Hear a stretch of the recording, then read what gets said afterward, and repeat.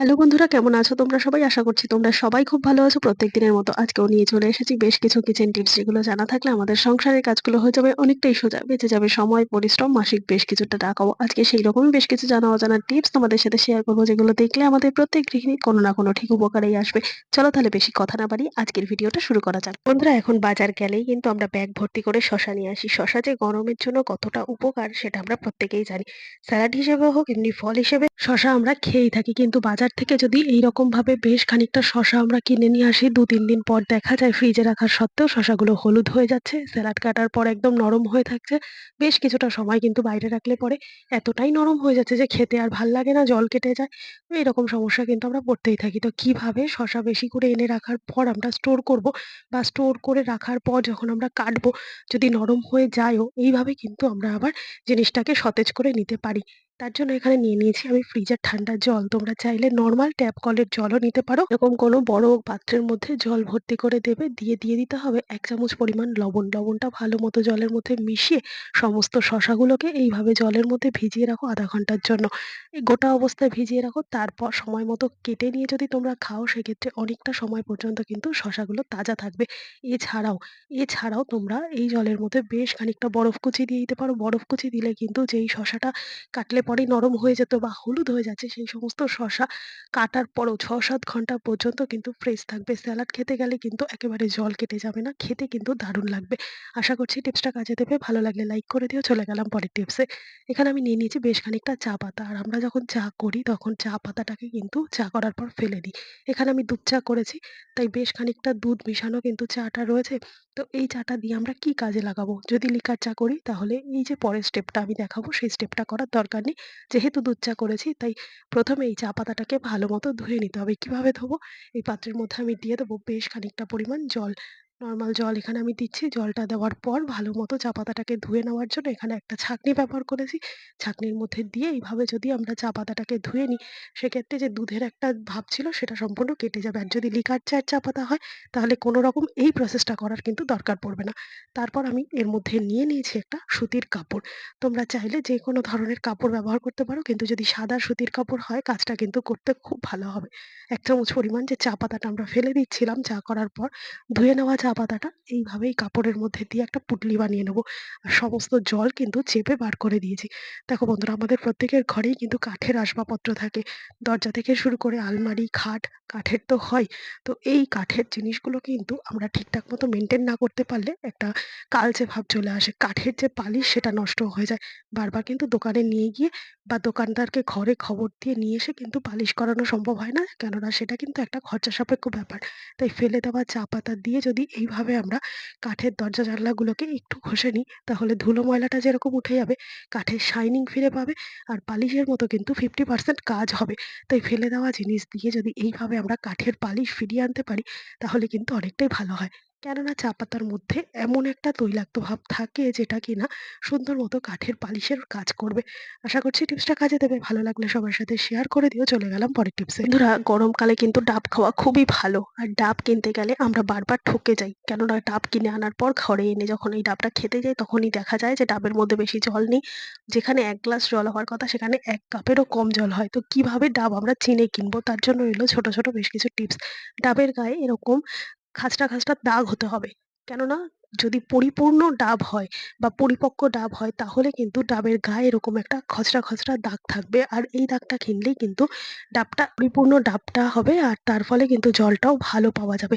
আর ডাবের রংটা হতে হবে সবজে হলুদ। একেবারে পুরো সবুজ না, আবার খুব বেশি হলুদও কিন্তু না। এইরকমভাবে ডাবের রংটা চিনে ডাব কিনতে হবে। আর ডাব কেনার সময় কানের কাছে নিয়ে এইভাবে ডাবটাকে নাড়িয়ে যদি দেখা যায় জল নড়ছে, সেক্ষেত্রে বোঝা যাবে ডাবের জল কম আছে। ডাবে যদি জল কম থাকে, তাহলে ভেতরের জায়গাটা ফাঁক থাকবে। আর ফাঁক থাকা জায়গাতেই কিন্তু জলটা নড়ে আওয়াজ হবে। তাই যদি জল পূর্ণ ডাব হয়, তাহলে কিন্তু জলের পরিমাণ বোঝার জন্য যখন আমরা ডাবটা নাড়াবো, তখন কিন্তু কোনো রকম ডাবের জলের নড়াচড়ার মুভমেন্ট বোঝা যাবে না। এইভাবে কিন্তু বুঝতে হবে ডাব ভর্তি জল আছে কিনা। এছাড়াও ডাবটা বাড়িতে আনার পর আমাদের ডাব কাটতে কিন্তু অনেকটা অসুবিধা হয়। কেননা সবার হাতের সামনেই হাতদা থাকে না। হাতদা ছাড়া কিন্তু ডাবটা কাটা সম্ভব হয় না। যদি আমরা এইভাবে মুখের কাছটা ছাড়িয়ে নিয়ে আসি আর ডাবটা আমরা ফুটো করে স্ট্র দিয়ে বা মুখ লাগিয়ে খেতে যাই, সেক্ষেত্রে ডাবের মুখটা কিভাবে কাটবো? এখানে আমি নিয়ে নিয়েছি একটা পিলার। পিলারের যে মাথার দিকের অংশ, সেই মাথার দিকের অংশটাকে ঠিক এইরকমভাবে গোল করে ঘুরিয়ে যদি আমরা ডাবের মুখের কাছের অংশটা কেটে দিই, তাহলে যেরকম সুন্দর মতো কাটাও হয়ে যাবে। আর দেখতে পাচ্ছ বন্ধুরা, সুন্দর একটা ঢাকনা মতো তৈরি হয়ে গেল। আমরা সময় মতো কেটে রাখলাম। যদি মনে হয় যে পুরোটা খেতে পারলাম না, তারপর কিন্তু এটাকে ঢাকনার মতো আটকে দেবো। আবার আমরা পরবর্তী সময় এটাকে খুলে ব্যবহার করতে পারবো। আশা করছি এই প্রসেসগুলো তোমরা মেনে চলবে। ভালো লাগলে টিপটা সবার সাথে শেয়ার করে দিও। চলে গেলাম পরের টিপস। বন্ধুরা দেখো, এখানে আমি নিয়ে নিয়েছি খালি একটা কলগেটের প্যাকেট। তো এই ধরনের টুথপেস্টের খালি প্যাকেটগুলোকে কিন্তু ব্যবহারের পর যখন এর ভেতরে আর কোনো রকম টুথপেস্ট থাকে না, তখন এগুলোকে আমরা ফেলে দিই। আজকে থেকে কিন্তু এই খালি টুথপেস্টের প্যাকেট আর ফেলবো না। কেন ফেলবো? ফেললে কিন্তু অনেকগুলো কাজ আমাদের মিস হয়ে যাবে। তো কিভাবে কোন কাজে আমরা ব্যবহার করতে পারি? পেস্টের প্যাকেটটাকে প্রথমে এইরকম ভাবে ছোট ছোট স্ট্রিপ আকারে কেটে নেব।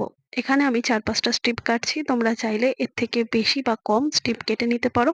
তো এখানে ৩-৪টা স্ট্রিপ কেটে নেওয়ার পর কি করব, এই স্ট্রিপগুলোকে ভালো মতো একটা পাত্রের মধ্যে জল নিয়ে ধুয়ে নেব। তো এখানে একটা বড় পাত্রের মধ্যে জল নিয়ে নিয়েছি। আর জলের মধ্যে এইরকম ভাবে ভালো মতো এই কেটে রাখা অংশগুলোকে ধুয়ে নেব। ধুয়ে নেওয়ার পর দেখা যাবে আ এর ভেতরে যে এটুকু কলগেট ছিল, সম্পূর্ণ কলগেট কিন্তু এই জলের সাথে মিশে যাবে। আর এই জলটাকে কিন্তু আমরা অনেক কাজে লাগাতে পারবো। তোমরা চাইলে একটা স্প্রে বোতলের মধ্যে এই জলটাকে ভরে রাখতে পারো। তাহলে অনেক ক্লিনিং এর কাজে আমরা ব্যবহার করতে পারবো। তো এর মধ্যেই আমি ২ টো টিপস তোমাদের সাথে শেয়ার করব।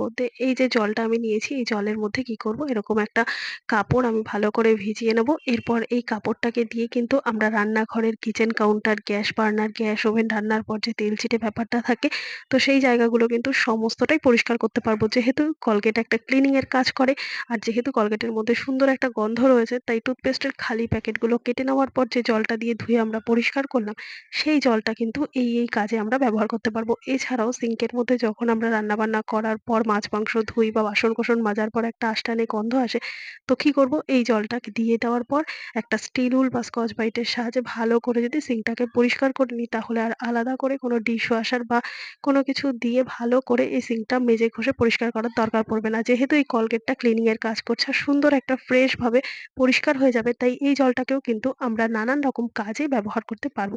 দেখতে পাচ্ছ বন্ধুরা, সুন্দর মতো কিন্তু সিঙ্কটাও পরিষ্কার হয়ে গেছে। এছাড়া বন্ধুরা, এই যে কলগেটে ছোট ছোট পাউচ প্যাকেটগুলো কেটে রেখেছিলাম, তো সেটাকে আমরা কোথায় কিভাবে ব্যবহার করব? এখানে দেখো আমি নিয়ে নিয়েছি বেশ কতগুলো শাড়ি। বন্ধুরা, আলমারি ভর্তি যখন মহিলাদের শাড়ি থাকে, তখন সেই শাড়িগুলো রাখতে কিন্তু প্রচুর পরিমাণে অসুবিধা হয়।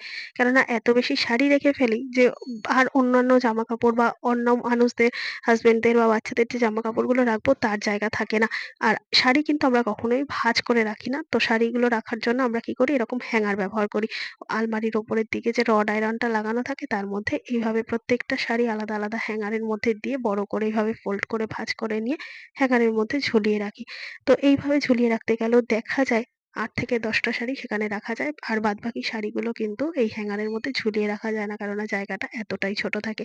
তো আমরা কি করব, এবার থেকে কলগেটের পাউচ প্যাকেটের খালি যে প্যাকেটগুলো ছিল, সেই প্যাকেটের মধ্যে কিন্তু শাড়ি রাখতে পারবো।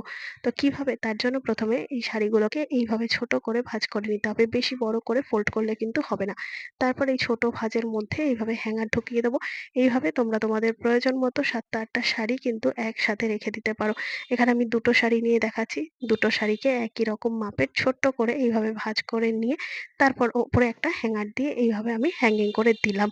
তারপর কি করব বন্ধুরা, ওই যে কলগেটের যে ছোট ছোট পাউচ প্যাকেটগুলো ছিল না, ওগুলোকে দিয়ে আমি শাড়িগুলোকে রাখবো। দেখো বন্ধুরা, এইভাবে যদি ২ টো ৩ টে শাড়ি আমরা রাখি, তাতে কিন্তু অনেকটা জায়গা নষ্ট করে দেয়। তো এই ধরনের যে প্যাকেটগুলো ছিল, এই প্যাকেটগুলোকে যদি এই হ্যাঙ্গারে একটা করে শাড়ি ঢোকানোর পর মাথার ওপরের দিকে হ্যাঙ্গারের মধ্যে এই কলগেটের কাটা অংশগুলোকে এইভাবে ঢুকিয়ে দিয়ে তারপর যদি এর মধ্যে আবার একটা হ্যাঙ্গার আমরা ঢুকিয়ে দিতে পারি, তাহলে দেখবে বন্ধুরা, একসাথে কিন্তু ৭টা ৮টা করে হ্যাঙ্গার আমরা রাখতে পারবো একটা রডের মধ্যে। তো একটা জায়গায় যদি এইভাবে ৭-৮টা শাড়ি রাখি, তাহলে একটা জায়গার মধ্যে আলমারিতে কতগুলো শাড়ি রাখা যাবে? তো এইভাবে যদি একটু বুদ্ধি খাটিয়ে আমরা একটা হ্যাঙ্গারের মধ্যে এইভাবে একেকটা হ্যাঙ্গারের সাথে ৭ টা ৮ টা করে শাড়ি রাখি, তাহলে আলমারির ওইটুকু জায়গায় ৪-৫ টা যদি হ্যাঙ্গার রাখি আর প্রত্যেকটার মধ্যে ৭-৮ টা করে শাড়ি রাখলে কিন্তু অনেকগুলো শাড়ি আমরা আটিয়ে রাখতে পারবো। তো এইভাবে একটু বুদ্ধি করে চললে কিন্তু সংসারে আমাদের কোনো জিনিসই ফেলনা না। তো আশা করছি আজকের সমস্ত টিপস তোমাদের কাজে দেবে। ভালো লেগে থাকলে লাইক, কমেন্ট, শেয়ার করে পাশে থাকবে। ভিডিওটা কোথা থেকে দেখছো কমেন্ট করে জানাতে ভুলবে না। দেখা হবে আবারও অন্য কোনো ভিডিওর সঙ্গে। ধন্যবাদ।